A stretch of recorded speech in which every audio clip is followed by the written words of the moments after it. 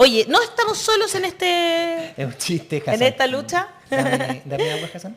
En esta lucha porque se reconozcan... Pásame la jarrita de agua. Nosotros tenemos una jarrita de agua. En que se reconozcan, ¿no es cierto?, la memoria, los derechos humanos, ¿verdad? Y para eso estamos con Marcelo Acevedo, justamente presidente de la corporación Estadio Nacional, Memoria Nacional. ¿Cómo estás, Marcelo? Bienvenido. Un gusto estar acá y además coordinador de la red de sitio de memoria de todo el país. Exactamente. Eres coordinador, eso es súper importante. Además, tú fuiste preso político. No, yo no fui preso político. Entonces le pusieron mal. ¿Se está escuchando? No, perdón. El error fue mío.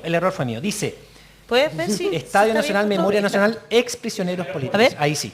No fue que tú hayas sido, No le sino estamos que tú eres escuchando a Marcelo. Es el presidente de la corporación. Hassan, ¿puedes ver si el cable está bien puesto? Ahí sí. ¿Ahí sí? Pues viste, era el cable que se había soltado. Bueno, señalaba que además de presidente de la Corporación Estadio Nacional, Memoria Nacional, ex prisioneros políticos. Sí, ellos, no tú. Que así se llama, y claro. prisioneras políticas, por supuesto. Soy coordinador de la red de sitio de memoria de todo el país y estamos ahí en una cruzada siempre importante por la memoria histórica de nuestro país y por los derechos humanos, por la protección de ellos. Bueno, partimos el programa un poco hablando sobre esto, también haciendo un in memoriam por Jeve de Bonafini, que falleció este fin de semana, y quisimos hacer como un paralelo, ¿no?, entre lo que pasa allá, que la presidencia arma un hermoso video destacando su lucha constante por encontrar la verdad y la justicia, ¿verdad? Y acá que tuvimos una semana horrorosa en que en el Parlamento se utiliza de manera muy mañosa el tema de los derechos humanos y terminan dejando sin financiamiento a un montón de instituciones tan importantes para la memoria nacional, más encima cuando estamos a meses de que se cumplan 50 años y que había todo un plan también de la Subsecretaría de Derechos Humanos por educar sobre derechos humanos. Y se quedaron sin ese financiamiento, bueno, a menos que esto pase algo en el Senado.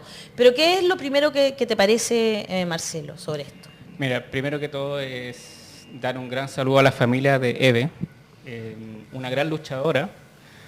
Me voy a rogar, ¿cierto?, a la facultad, a toda la Organización de Derechos Humanos y Institutos de Memoria para brindarle un gran cariñoso saludo a la familia, ¿cierto? Y hemos perdido una gran luchadora.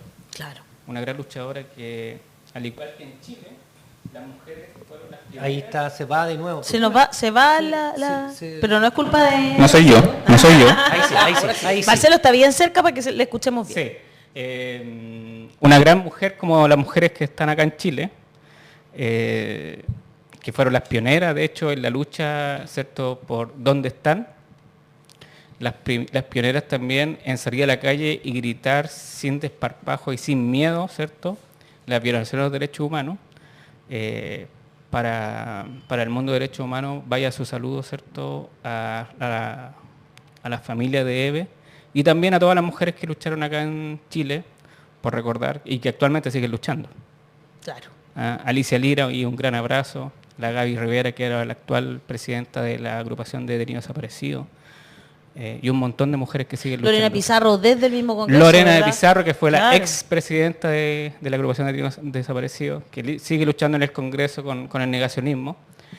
Y respecto al presupuesto, nosotros lo enteramos el jueves en la mañana, y esto siempre es raro que pase en la noche, y que uno se despierte con una noticia como esta. Claro, a las 6 de la mañana.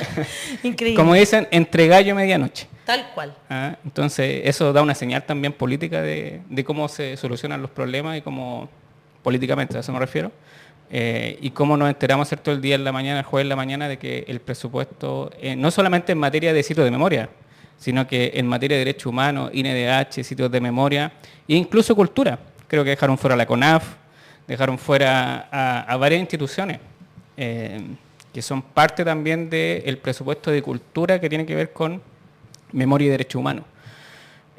Nos enteramos con gran desazón, desesperanza, pero también con un poco de no sorpresa, porque efectivamente el negacionismo ha venido recabando fuerza en este último tiempo, y sobre todo después del 4 de septiembre, Hay un movimiento muy fuerte de negacionismo y neofascista que se está instalando acá en Chile y que es peligroso para la democracia. Es peligroso para el Chile que queremos reconstruir y construir en conjunto.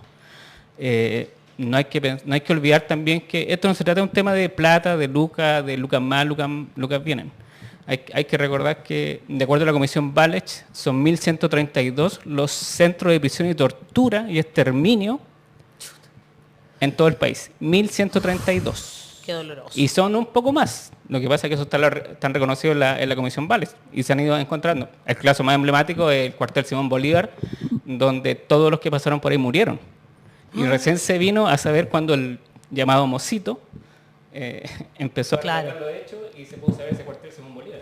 Entonces, hay mucho más centros. ¿Se escucha? de tortura. De nuevo, No.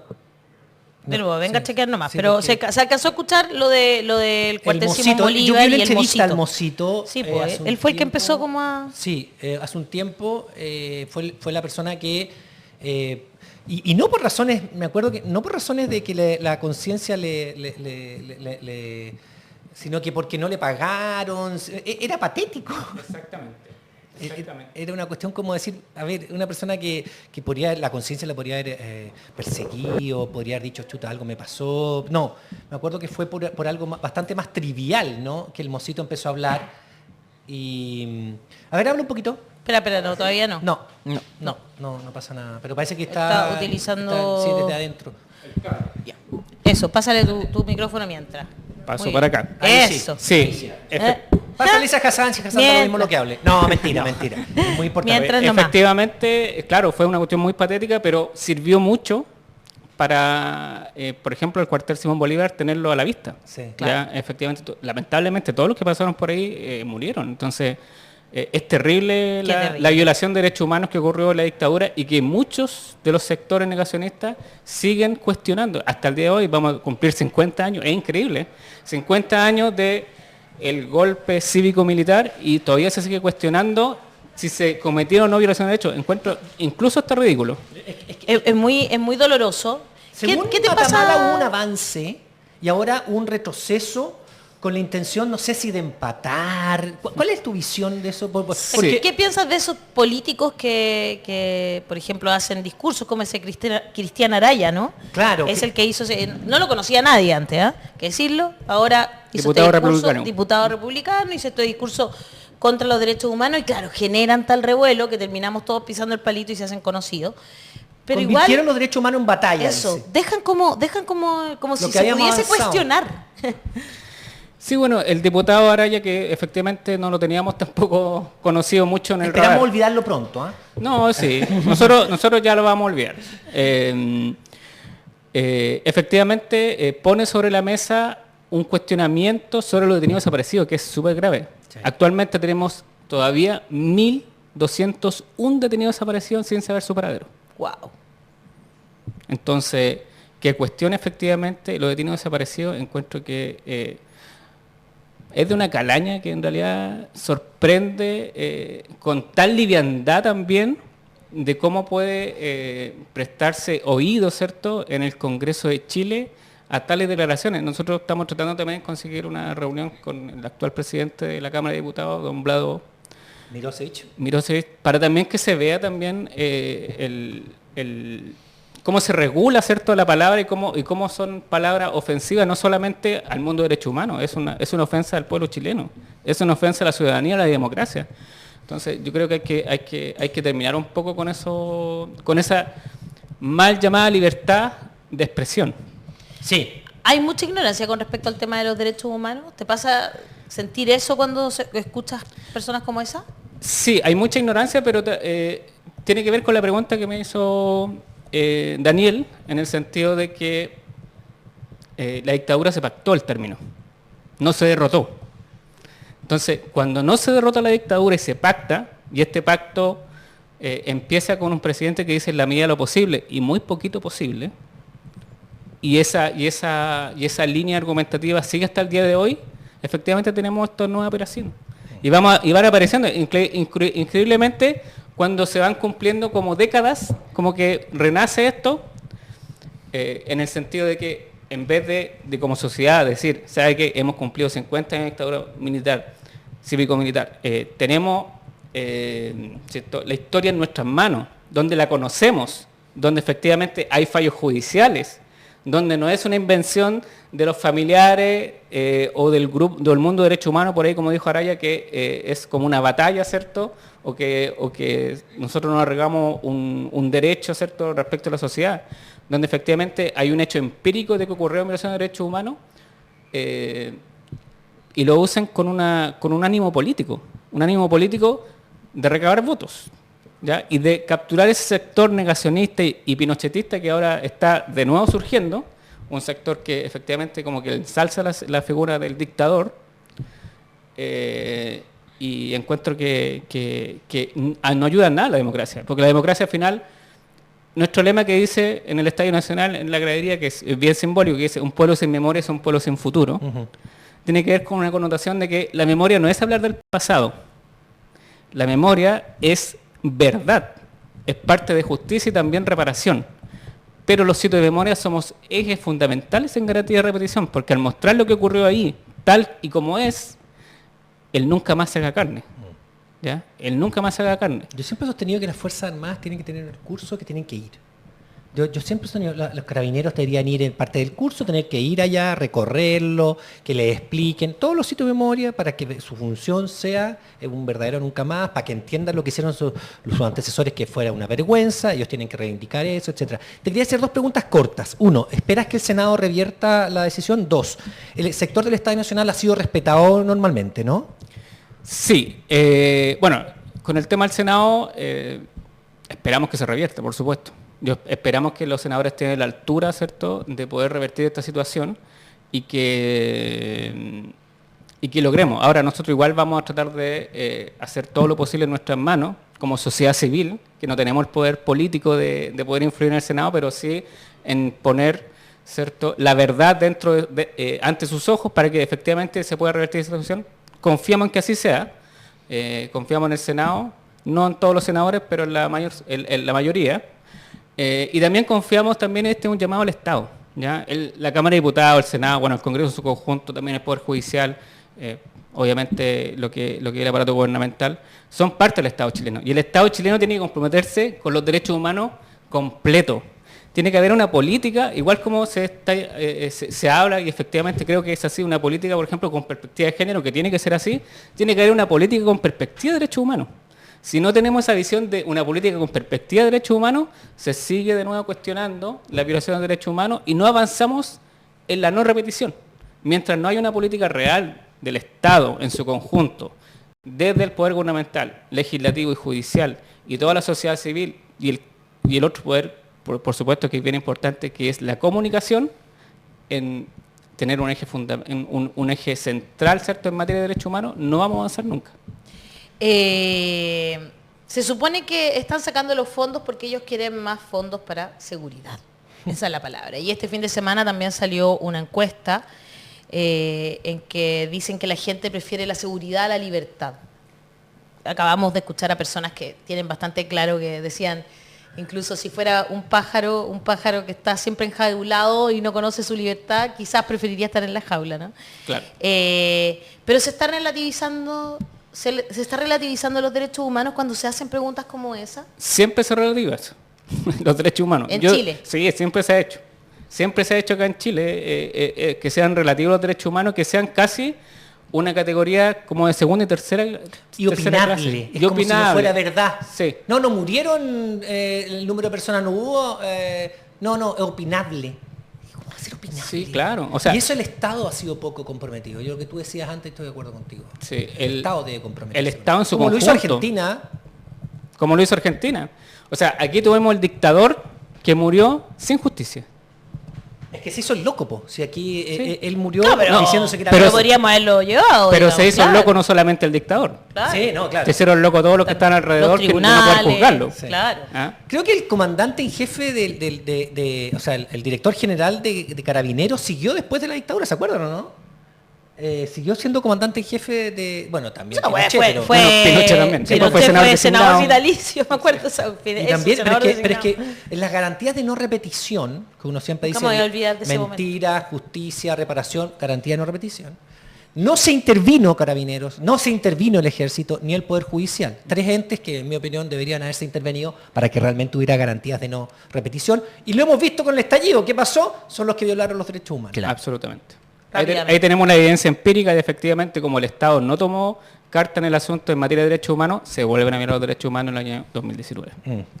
¿Me escuchan? Sí, Sí, Ah, se ya. escucha. Ah, mágicamente que no se empezó a escuchaba. funcionar. Si Muy te lo bien. arregló el Yo tenía Señor- dudas. señor- Ya. el director. Acá hay una construcción en la opinión pública, porque no es solamente la clase política, que por supuesto es la que ha al final impulsado el acuerdo de silencio, pero en la opinión pública existe esta cosa contra los derechos humanos, que lo ponen como un concepto en tensión con la seguridad, porque cada vez que hay, no sé, portonazo, robo con violencia, algún tipo de delito de mayor connotación social, dice, no, los que defienden los derechos humanos son los que defienden los delincuentes.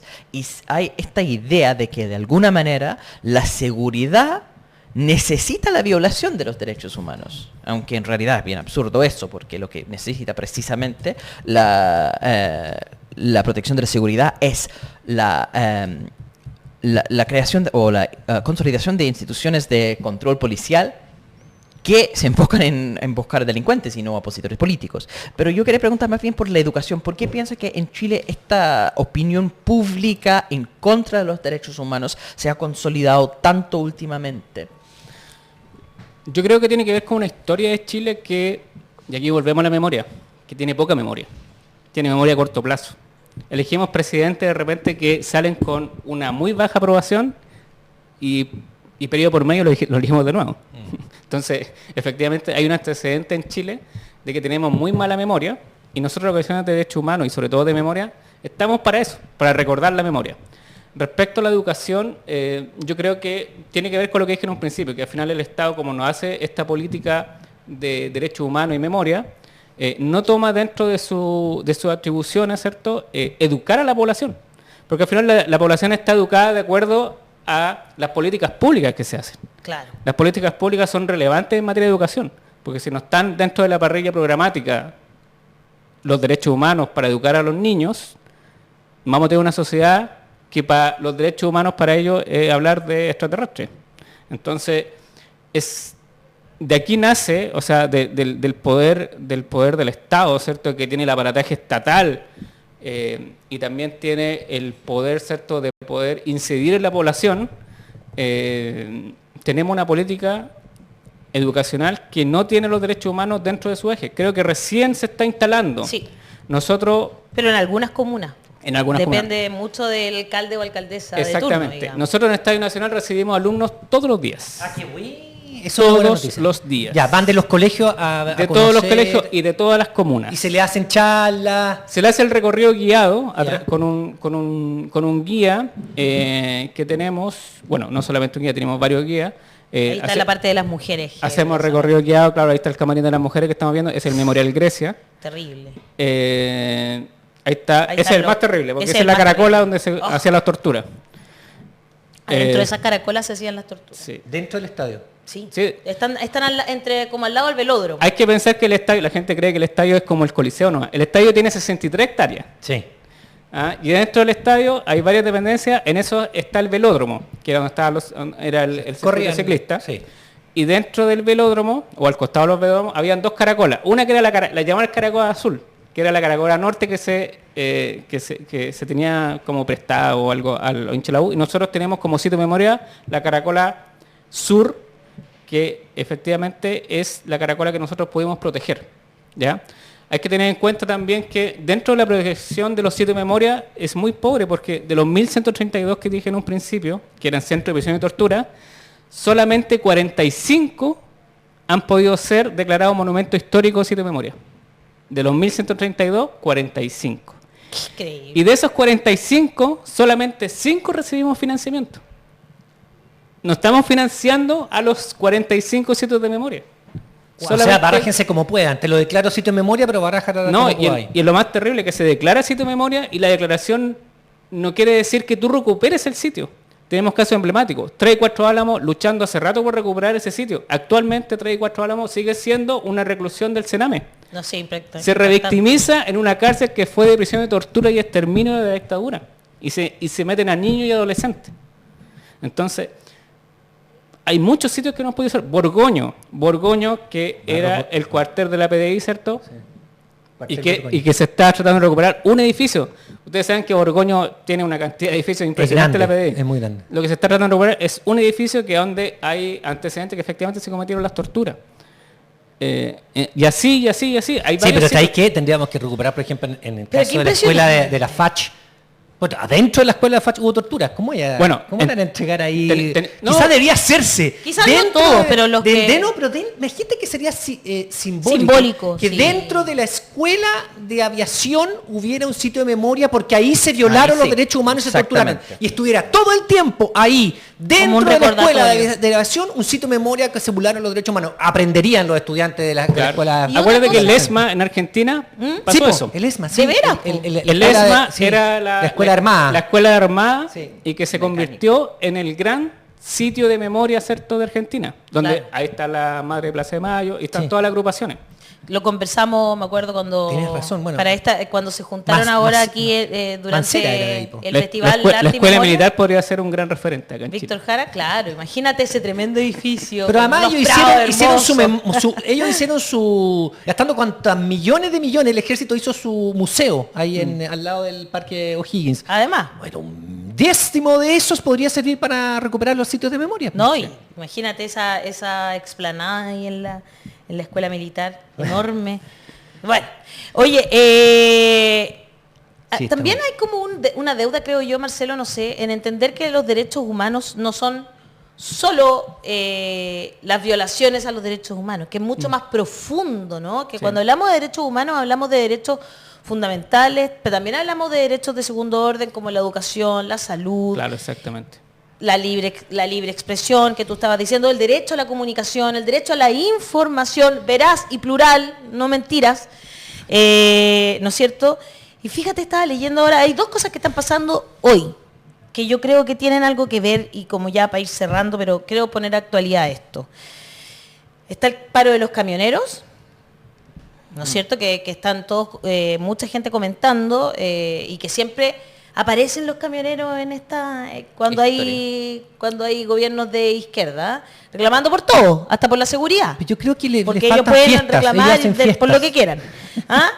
Y por otro lado está esta ordenanza en Zapallar, es que la encuentro increíble, que fue aprobada, pero yo entiendo que es ilegal. Es absolutamente ilegal. Que multar a padres de menores que transiten solos durante la madrugada. Sí, yo entiendo que la defensora de la niñez ya salió diciendo que esto es ilegal. Iba contra los derechos de los niños y niñas, por supuesto, pero además de eso, también de los padres, me imagino. Además es ilegal de acuerdo a la misma constitución que ellos defienden. Exactamente. ¿Es ilegal? ¿De acuerdo a la misma constitución? Sí, es inconstitucional más que ilegal. Sí, es que es verdad.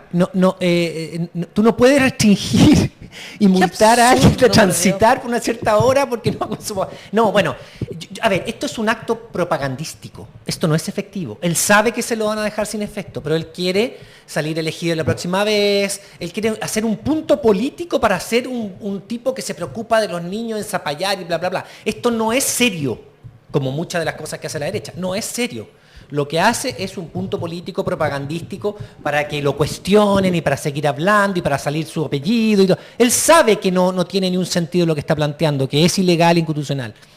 Bueno, otra de las cosas que se aprovecha. Qué increíble lo que está pasando. O sea, como que nos falta mucha educación ahí. Yo entiendo que como que, bueno, en Ñuñoa tenemos suerte porque hay una alcaldesa que está de acuerdo, ya se hicieron ciertas cosas en que se va a educar sobre derechos humanos. Hay un observatorio de derechos humanos. Hay un observatorio de derechos humanos. Pero eso no sucede en todas las comunas del país. Sucede. Por eso, porque la política tiene que venir estatal. Si mientras no tenemos estatalmente una política seria en derechos humanos, estamos como lo que se ha entregado hasta ahora, a la sociedad civil que habla de derechos humanos, a las agrupaciones que se dediquen a la defensa de los derechos humanos. En realidad la defensa la tiene que hacer el Estado. Sí. Nosotros estamos tratando de cumplir una tarea que es del Estado. Claro. Es como la salud, es como la educación. Es Estoy de acuerdo contigo. como dices tú, la salud, la educación, los derechos humanos no son solamente las violaciones de los derechos humanos en dictadura. Los derechos humanos, como dices tú, efectivamente son todos los derechos, educación, salud y también seguridad, ¿por qué no? Sí, ¿ya? también. Pero ¿no? la seguridad tiene que tener márgenes y estándares que puedan garantizar de que el Estado, con todo su aparataje, no viola los derechos humanos. Porque hay que recordar también que la gente cree que la violación de derechos humanos la puede hacer cualquier persona. No, es el Estado quien viola los derechos humanos. Exactamente. Porque es el Estado quien tiene la obligación de proteger los derechos humanos. Entonces es el único que puede violarlos. ¿Ya? Hay gente que, oye, ¿por qué no? No, el porque la derecha delincuente? está con la cuestión de que cualquiera puede. No, si la derecha está en una tarea de poner todo. De desvirtuar, desvirtuar. Claro. O sea, hay informes internacionales por todos lados que te dicen los gran violador de los derechos humanos. Si no son delitos, si no estamos diciendo que no ocurran delitos. Claro. Sí, los particulares cometen delitos, pero el que comete esos delitos y se convierte en violación de derechos humanos son los agentes del Estado. Aquí y en todas partes del mundo. Claro. No es una idea de Chile. No, viene Por si acaso. de hecho viene de la declaración de la ONU, etcétera. Está la declaración. Claro, recordemos de cuándo viene, digamos, de la Segunda Guerra Mundial, ¿verdad? Y de las masivas violaciones a los derechos. Bueno, por ejemplo, en de Alemania no muchas se cuestiona personas. eso. No. Jamás, nadie lo Entiendo, cuestionaría, no, pero ni lo de derecha ni cuestionamos acá. izquierda. Es increíble eso. Es increíble. Bueno, Y la también diferencia, tienen la leyes- diferencia práctica siendo que cuando una banda de delincuentes ataca y mata a una persona, existe las fuerzas de seguridad y el sistema de justicia para buscar quiénes son los responsables y hacer justicia. Cuando es un agente de Estado el que mata a una persona, entonces todo ese aparataje deja de funcionar porque empiezan a blindar a su propia gente. Y ahí llega todo el problema de esto, que tiene que existir precisamente seguridad. Seguridad es lo más importante para la ciudadanía por razones obvias. Si uno no puede salir a la calle, uno no puede desenvolver ninguna actividad de la vida privada o pública. No hay libertad si no hay seguridad. No son cosas en contradicción, son la misma cosa. La seguridad es la base de la libertad. Pero para tener esa seguridad, entonces uno necesita precisamente poder contar con una fuerza de seguridad que defiende a la gente. Y lo que tenemos con la violación de derechos humanos es fuerza de seguridad que no defiende a la gente.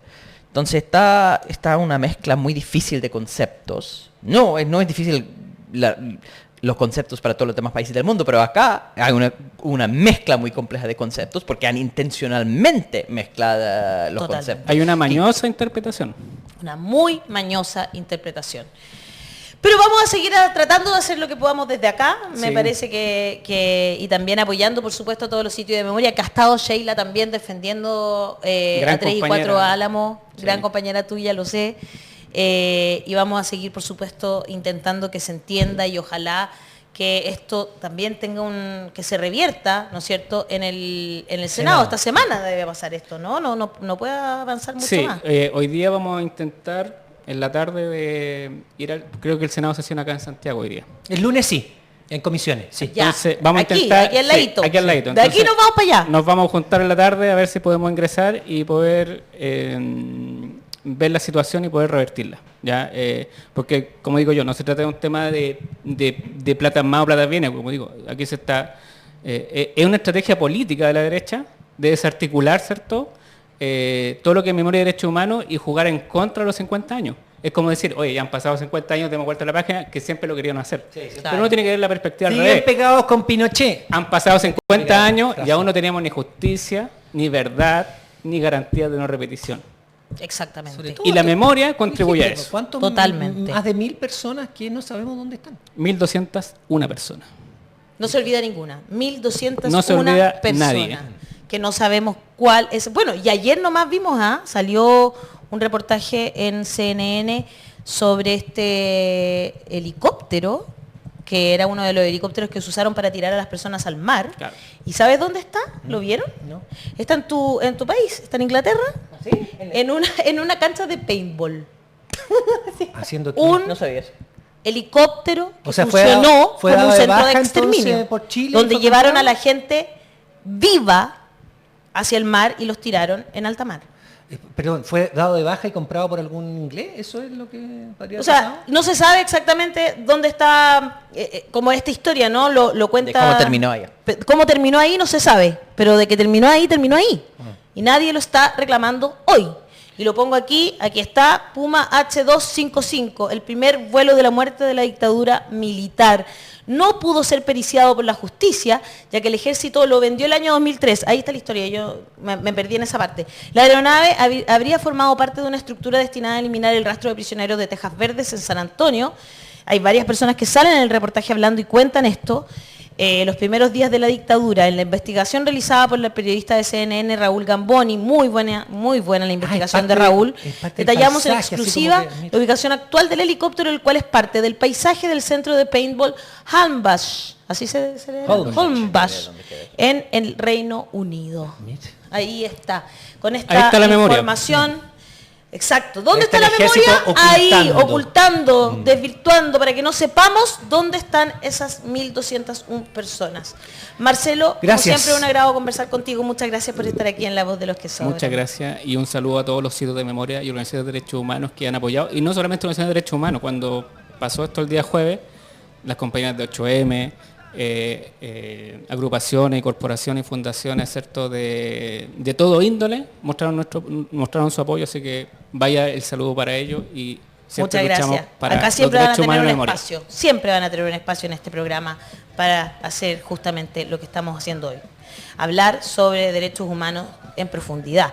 Vicky dice, yo recuerdo al mirar por las rendijas del velódromo haber visto cientos de personas con sacos de papa amarrados en sus cabezas. Era muy chica y nunca lo olvidé. Ariela Díaz, en mi caso también, mis papás fueron detenidos en diferentes momentos. Primero mi padre tuvo suerte, salió rápido y al tiro se exilió. Chris Bloom dice, afortunadamente lo soltaron después y mi tío estuvo detenido en Tejas Verdes en el norte y luego lo exiliaron. Vivieron afortunadamente, pero no todos cuentan lo mismo. Y ahí está esta historia tristísima. Pueden ver el reportaje en CNN de Raúl Gamboni. Muy bueno el reportaje. Muchas gracias, Marcelo, como te decía, por estar aquí.